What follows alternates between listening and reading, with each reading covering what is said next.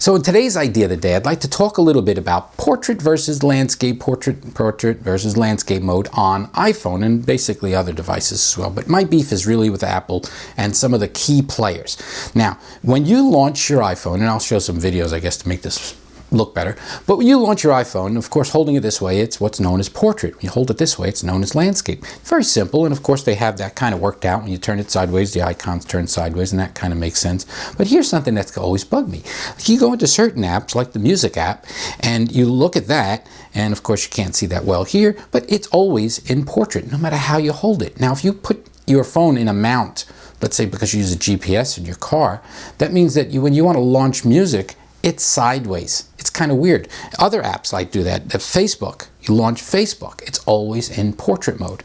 I can go on and on. LinkedIn, always in portrait. Doesn't matter whether you turn it sideways. And there are some apps that half support it, like YouTube. Isn't it funny that YouTube, when you launch the app, is always in portrait mode? That means when you navigate to choose a video, it's always in portrait mode. But as soon as you start playing, it's optimized to go landscape.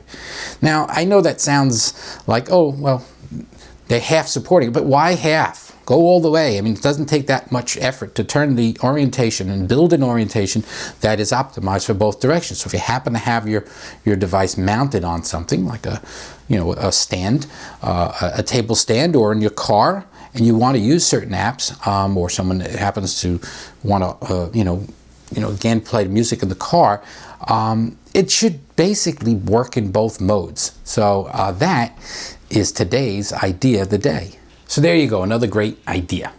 Now, I post a brand new idea every day.